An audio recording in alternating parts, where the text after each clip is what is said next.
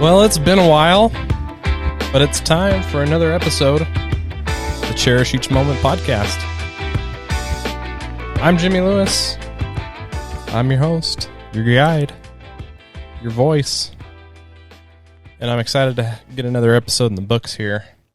I literally just got back in the house from working in the yard tonight. It is 9:20 p.m. The sun has just set.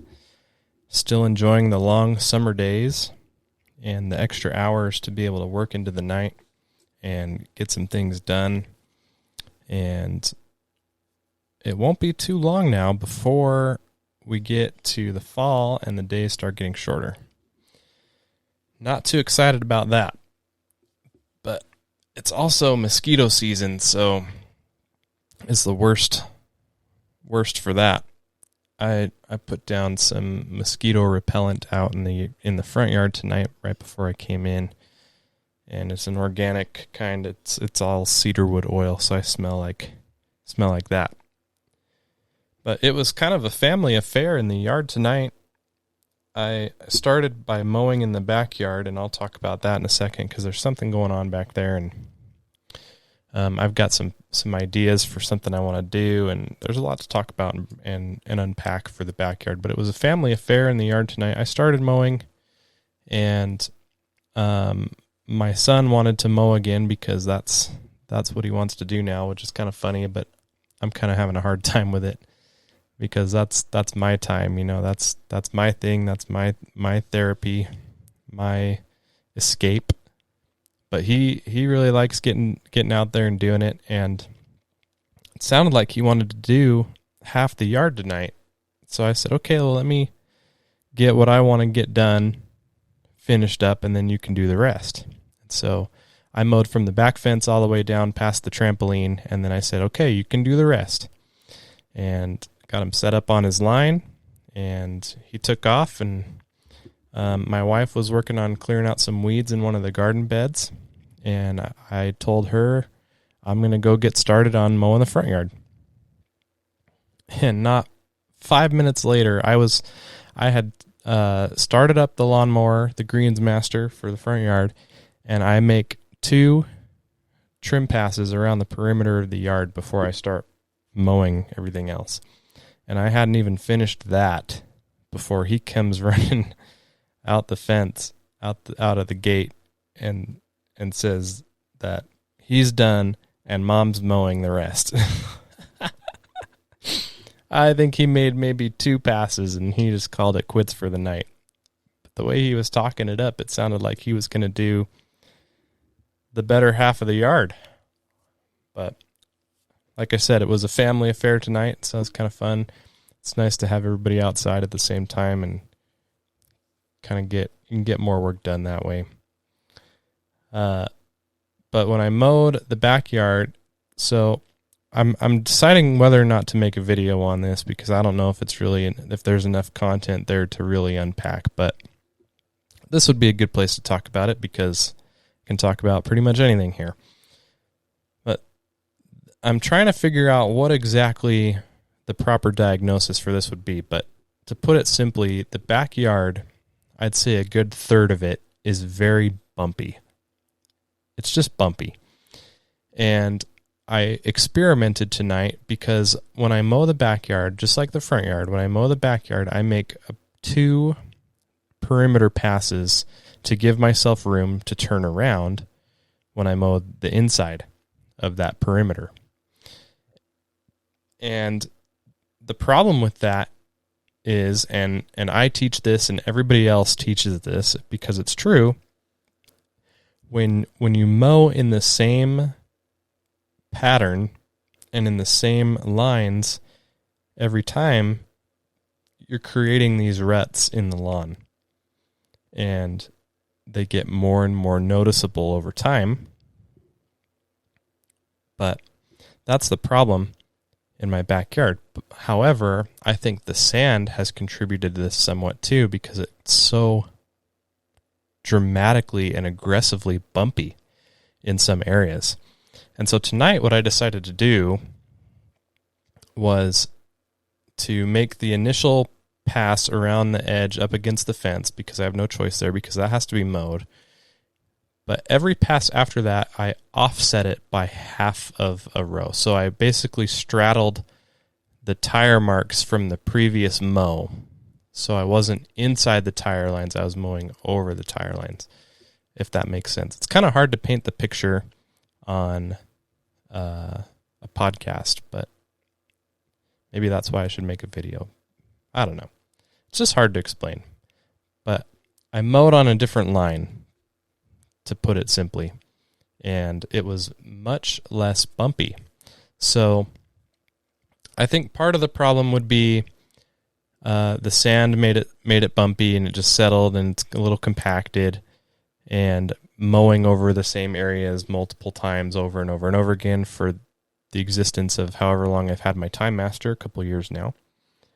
And the new grass growing in, and Kentucky bluegrass kind of grows in bunches and spreads, and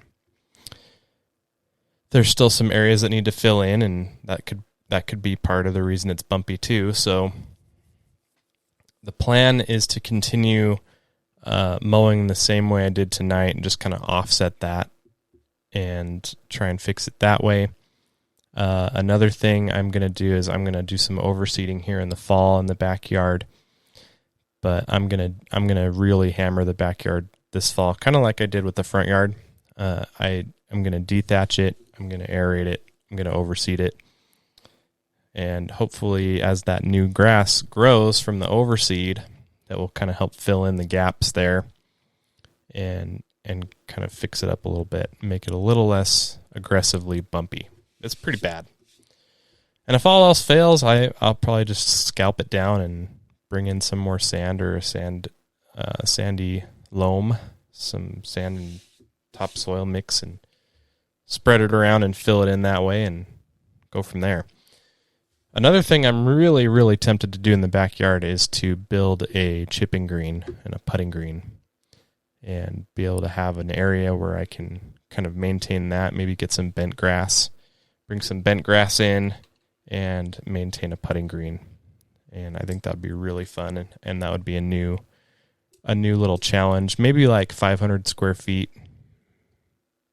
area, including a surround. So I would have like the fringe around the green, and then the green itself. I don't want it to be terribly big, just big enough to have a nice target to hit, and have maybe like 2 or 3 holes on it that I can putt on. I think that would be really, really fun. But I do need to get another lawnmower to do that. And that is where it gets a little tricky. So might be in the market for a new lawnmower here pretty soon, and might be working on a green in the backyard. We'll see. We'll see how things play out and what's going on. Yeah, I am saving up for a shed, and we're trying to plan on where we're going to put that too. But there's lots of things in the works here, so stay tuned, and there will be plenty to talk about as far as those things go in the future, that's for sure. But as far as everything else, I was out of town for a few days. We had a family reunion up north in northern Utah, and that was really fun. My wife and kids took off a couple days before I did, and I met them up there, and that gave me time to work during the day and get everything ready as far as the lawn and stuff, get it mowed. And I put down a growth regulator before I left on the front yard because I knew I was going to miss a mow. I'd been mowing 3 times a week, and I was going to miss at least one mow for this trip, and I didn't want to have to deal with that when I got back. So I decided to mow and get a growth regulator down to help me with that. And it paid off. It was perfect. And the best part is I put that growth regulator down in the dark. Like, the sun had set. It was dark outside. It was probably 10 o'clock at night, maybe even 10:30. But I knew I had to get it done before I left because I was going to leave the next day after work, and I didn't have time to go out there after. And so I got out a big LED flashlight and filled up my sprayer and tried to make as consistent passes as I could in the dark, and it did really well. I'm pretty happy with how it turned out. There aren't any spots that seem like I missed. Everything's growing pretty consistently and very slowly. Like it's working. It's good. So first time I've ever applied anything in the dark, let alone growth regulator. I don't think that's really the best product to start with, but it is what it is. But I have discovered a new benefit of growth regulators that it didn't really cross my mind until a couple days ago. Obviously, the best benefit of a growth regulator and the main benefit of a growth regulator is to slow down the growth and save you a mow or two a week. And others will talk about how it promotes lateral growth because that energy has to go somewhere and all these other things. But the new benefit that I've discovered and something that I would like to point out is when you think about mowing the lawn, when you finish mowing the lawn, especially if you double cut it, there's that really clean, crisp, fresh look to your lawn after a fresh cut. It looks so good, real clean. You know what I'm talking about. That look when the lawn is under a growth regulator lasts much longer because it's growing slower. That look holds on longer, and I really like that. So another benefit there that I just wanted to point out to you. Speaking of benefits, we have been getting rain. Good rain for once. In fact, over the last week, we have had almost an inch of rainfall.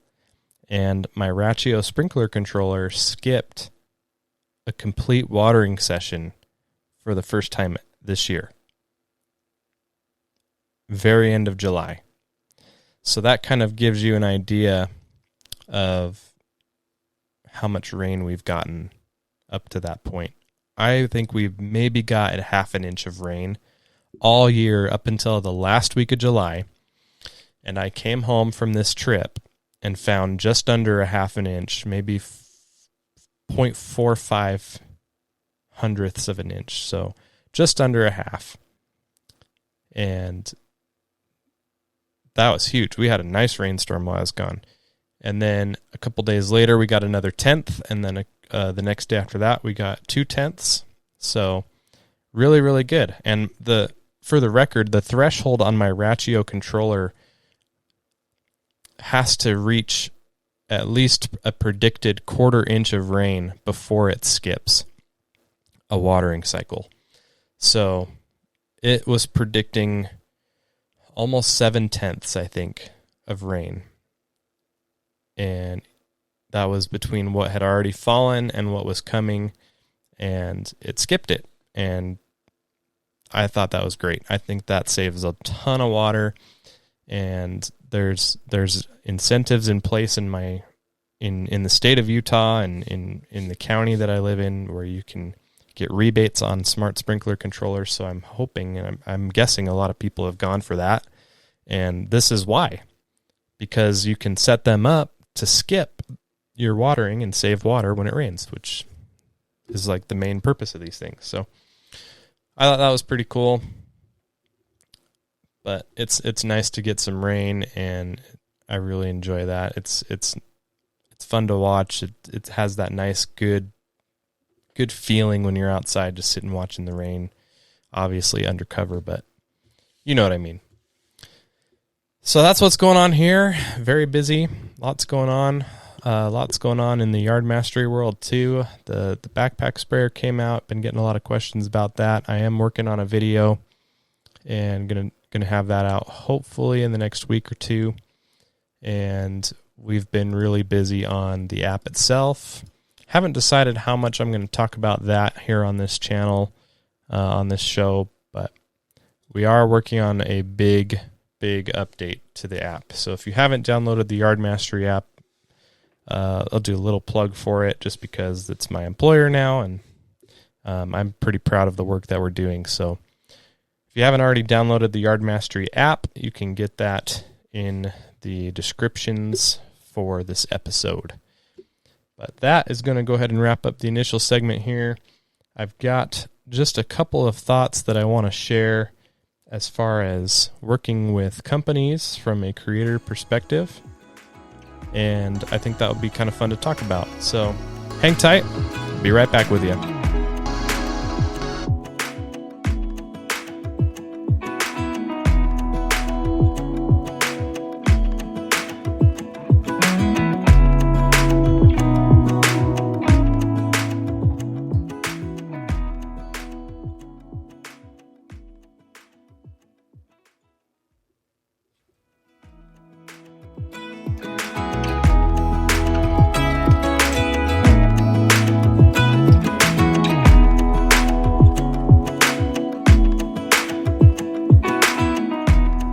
Well, it's getting to be a little bit longer in between episodes here, and it shows because I can't hit just one sound button here on this board. I gotta screw it up and hit multiple buttons at a time leading out of that first segment. I apologize for that, and try to be better and make more episodes. I want to get more guests on the show.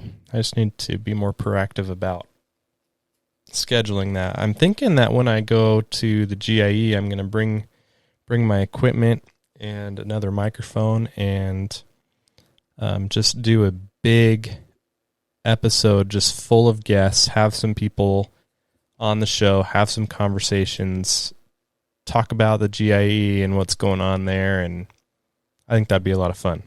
That was an idea that popped into my head tonight anyways. And if you're going to the GIE and that would be something you'd be interested in, let me know and we can get that squared away. The GIE is coming at the end of October, and it is a place for interacting with people, other creators, people from companies, trying out new equipment, seeing demos of new equipment that's coming to market. There's so much you can do there. And the last time I went to GIE was in 2019. That was my first time. And I had an absolute blast. And I met a couple companies there and got connected with some people from a couple companies. Flowzone, to name one. Spiker Spreaders. Met some people from the Toro company there. Some products that you've seen showcased on my channel. And for good reason. And I want to talk a little bit about partnerships and product placement and things like that for my YouTube channel, kind of my thought process behind that and how I feel about it. The reason I decided to bring this up is because while I was gone on my trip, I kind of took the week off in a sense from really going hard on videos. It was kind of nice. I had some footage of my son reacting to his lawn mowing video, and I wanted to post that just so I could have that on the internet to go back and look at. YouTube is obviously a great place to store content, and you can make it private if you want to, if you don't want to share, and I've got some of that too, but I thought people might get a kick out of this too, and so I figured what the heck, I can let that out. And then I have been sitting on, and I've talked about this before, I've been sitting on the Toro 60-volt 2-stage snowblower video that I worked on with Toro last winter, just this past winter. There was an embargo on that video because it hadn't released yet. They sent me a prototype of that and had a lot of fun making that. I just wish, obviously, we got a lot more snow than we did because, as you can see if you go back and watch that video, we didn't have a lot of snow. And I even tried taking that thing up to the mountains, and there was no snow up there either. So really struck out on that video. I was pretty disappointed. I was hoping it would be better than it turned out, but I did my best with it. But someone commented on that video, and if you really want to, you can go find it. But someone commented on that video, and I'm just going to paraphrase. I'm not going to read it, but they said that I'm just about promoting products and it's just about, getting free stuff or getting paid, and that's all my channel is for anymore. And that kind of bothered me, as you can imagine, because I've partnered with several companies throughout the history of my channel. That's pretty obvious. And it seems that more recently, as I've been doing some product reviews and showing some new products and stuff on the channel that I've been trying, and I've been trying a few this year, I've been getting some negative feedback on those videos. And I wanted to kind of touch on that a little bit and just give you a little more insight on my perspective. So I just want to be clear on something right out of the gate here. First and foremost, I didn't create my channel as a medium for promotional opportunities. When you create a YouTube channel, you're basically scum. The only reason anyone should really want to create a channel is for fun. And that's why I did it. I wanted to have a place to document my journey and to share my journey, learning about taking care of my lawn, and kind of unload all the things that I've been learning and maybe help some people along the way that might be learning the same things, and just have a community that I can interact with and learn from and all that stuff, which 100% happened.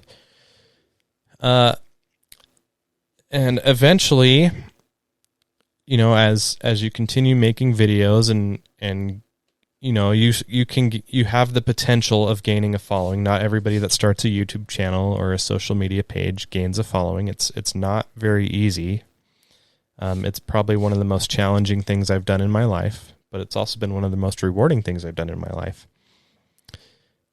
Eventually, companies started reaching out to me, and for those of you that don't know, the Toro Company was the first company the first major company that reached out to me. I think I worked with Greene County Fertilizer before that, and I knew Alan before that, but I don't even think Yard Mastery was a thing then. Maybe they were just starting. I can't remember. But anyways, the Toro Company, that was like a big deal for me. It was a 60 volt electric snowblower. It was a single stage, very small. You can go check out that video too. That was really fun. They reached out to me, sent me a snowblower, and that's kind of how I started my partnership with Toro. And I've been working with them ever since. And one of the things I want to be clear on is that I've already said this, but I didn't start this channel to promote stuff. That's not why I did it. But I do work very hard to share my journey and what I'm learning. And the companies that I choose to work with, and I make the choice whether or not I'm going to work with them. These companies have been very supportive of not only my journey and what I'm doing, but the community too. And they give back to the community. And that's one of the reasons why I choose to work with the majority of the companies that I choose to work with. They give back in one way or another, whether it's a giveaway or a discount code or something like that. And so when an opportunity comes to work with these companies a little bit here and there, I'm honored to do it. And I don't want to promote anything on my channel that I wouldn't personally purchase myself, regardless of whether or not the channel existed. That's one of my caveats. If I wouldn't buy it, it's not going to be on my channel. If I don't need it, there's no point. So I hope that makes sense. More often than not recently, I've kind of stuck with the same few companies like HoseLink and Toro and Flow Zone, Yard Mastery has been a staple. But there are other companies that have reached out, and to be honest, I've reached out to some myself too. It goes both ways. There's companies that I'm familiar with and am interested in their products and want to try them out. And if they're good, I'll show them. There's been companies that I've tried products out that you haven't seen on the channel because I didn't like them, or something else happened along the way. It just didn't work out. So there's a lot that goes on behind the scenes that I don't think a lot of people are really aware of. There's a lot of communication. There's a lot of terms and conditions and things like that. But it is kind of fun for me. It's another way to interact with people and get to know companies and how they do things. And it's really interesting. And I take a lot of responsibility in making review videos and making sure that the opinions I express and the thoughts that I share are genuine and honest. And I hope that's conveyed and comes across in the videos. That's something that I really try hard to do. And I want to be a trusted voice and a trusted source for information. And I don't want people to think that I'm just doing it for free product or for money. Because trust me, it's not worth it for free product. There's so much time and energy, and yeah, I'm putting anywhere between part-time and full-time hours into my videos. So to do it for free product is not worth it. So just know that I'm honest in what I do, and I care a lot about the reviews that I make, and I do it to help you have a better sense of what's available in the market and what I think is good and worth looking into. So that is some of my thoughts on partnerships there and working with companies. There's a lot of great companies out there, and there's a lot of good people out there behind those companies that a lot of people don't get the opportunity to learn about. And hopefully as time goes on, we can get into more detail about who these people are and what their stories are. And I think that would be a lot of fun to share, and maybe have some of them on the show too. But yeah, those are some of my thoughts. If you want me to go into any more detail on that, shoot me an email, jimmy@jimmylewismose.com, and I'm happy to take that feedback and consider sharing a little bit more. Maybe there's some stuff I didn't really cover. But I want to be more transparent about that. So hit me up if you're interested, and we can maybe get that into another episode.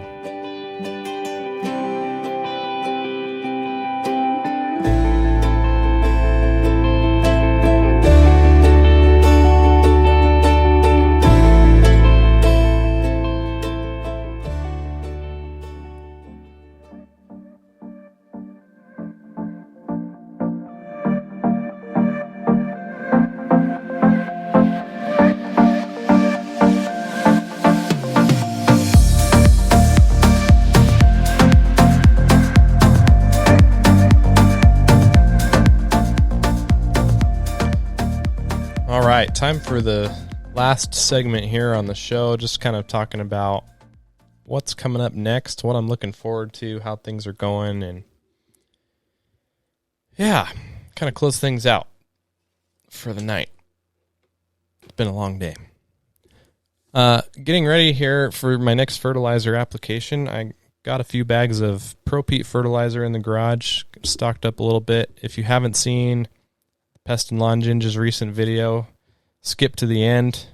I have a little cameo appearance there. That was pretty funny. That was pretty fun to do. When you get a text message from somebody that says, "Do you want some fertilizer?" you say, "Yes, I'll be right there." And that's what I did. Pest and Lawn Ginger lives about 12 minutes south of me. Not too far at all. And Jared's been a good friend. Really good guy, and I'm glad to live close by him.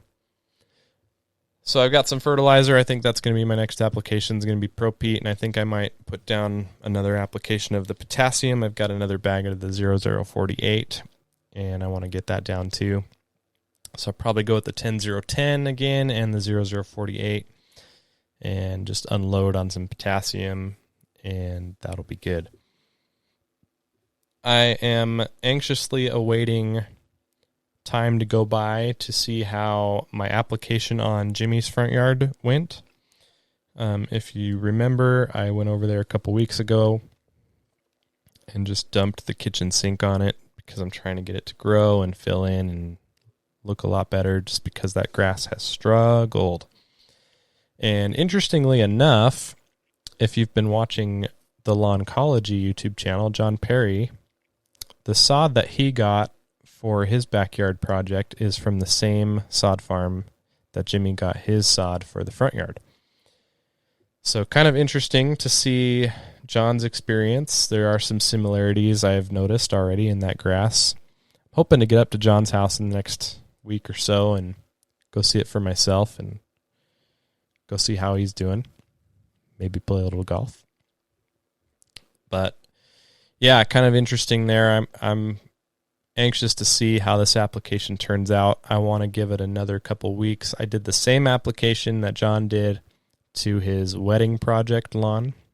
He lit it up with dethatch and aerate, humic RGS, and green punch, and gave it about 3 or 4 weeks, and it just really woke it up, as well as proper watering practices. And I did the same thing at Jimmy's house. Gave it the exact same application, the same rates. We double-checked the sprinkler coverage and made sure he's getting water, and he's watering really well, and we've gotten rain. So all that said, I asked Jimmy today, it's been 2 weeks now, I think. Yeah, about 2 weeks. And Jimmy sent me a picture, and I was really hopeful that it was going to be like popping dark green already and super good growth. He sent me a drone shot, and I wasn't all too impressed, to be honest. Full transparency. I was a little discouraged by what I saw. I was hoping for more. But we still got a couple weeks left before this. I'm going to give it 4 weeks. We're going to give it a 4-week deadline. And then, then we're going to consider some other options. So I might hit it with the same application again, but we will probably start planning on a good aeration and some overseeding on that front yard there to try and get it back in gear. So that'll be kind of fun. I don't know if I'll film it. Might as well if we're over there. But really, I just kind of want to wrap things up and kind of leave it to him. And my biggest thing is I want to leave him with the lawn in good condition and leave it how I would have it. So it's just been kind of a struggle for me, but it's good learning experience. But like I said, feeling a little discouraged by it at the current moment. So we'll see how that goes. And I am filming for that transformation. Hopefully it's a transformation, not a failure. But we'll see. Like I said, it's been a learning experience. But other than that, just kind of riding the wave here at home, just on plant growth regulator. So I'm mowing the front lawn twice a week and the back lawn twice a week. And lawn's doing great. Did have some grub damage, additional grub damage that I found in the backyard in a couple spots, and I put down some more grub control in those areas. It wasn't everywhere, it's just along the north fence in the backyard. And I raked out some, and the backyard's going to get dethatched and overseeded in the fall, so I'm not too worried about the damage that was done because it's going to be fixed later on, and it's not enough to really cause any concern. But there's going to be a lot of work done in the backyard. I'm trying to find either a used gas-powered dethatcher or a decently priced new one that's not going to really break the bank. And then, of course, I'm keeping an eye out for another greens mower, potentially for doing that putting green. So got my eye out on the market for something, and keeping my eyes peeled. We'll see what happens. But that is pretty much it. That is really all I've got for this episode. And yeah, until next time, thank you so much for listening and hanging out. Hope this was entertaining for you and hope you enjoy the podcast. Don't forget when you're out doing your thing in the lawn that you cherish the moment. See you next time.